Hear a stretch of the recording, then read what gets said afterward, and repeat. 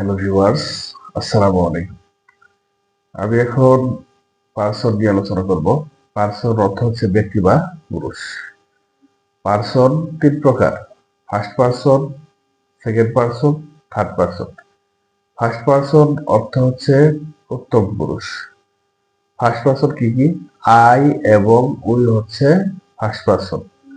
I singular number, we plural number. Singular হওয়ার কারণ যে নাউন বা প্রোনাউন দ্বারা একজন মাত্র ব্যক্তি বা বস্তুকে বোঝায় সেটা সিঙ্গুলার, আর যে নাউন বা প্রোনাউন দ্বারা একের বেশি ব্যক্তি বা বস্তুকে বোঝায় সেটা প্লুরাল। তাহলে আই দ্বারা একজনকে বুঝিয়েছে, আই সিঙ্গুলার। উই দ্বারা একের অধিক, উই অর্থ আমরা, উই দ্বারা একের অধিককে বুঝিয়েছে, এই জন্য plural. Second person, second person হচ্ছে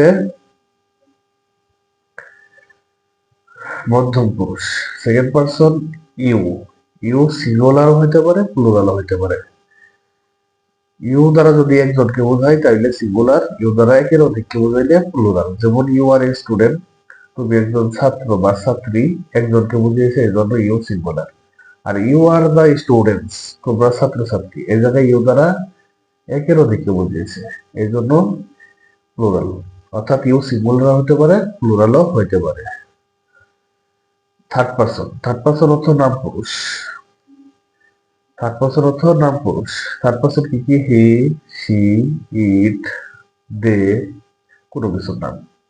হি, শি, ইট, দে, কোনো কিছুর নাম।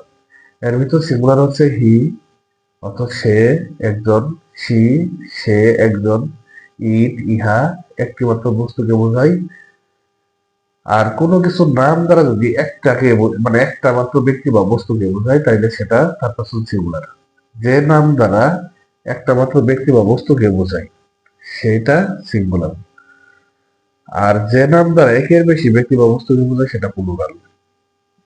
তাহলে থার্ড পার্সন প্লুরাল হচ্ছে দে, দে অর্থ তারা, এবং কোনো কিছুর নাম একাধিক বোঝায় সেটা থার্ড পার্সন প্লুরাল।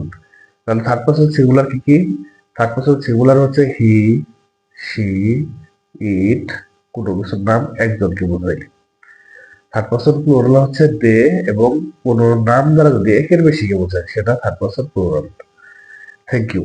আসসালামু আলাইকুম।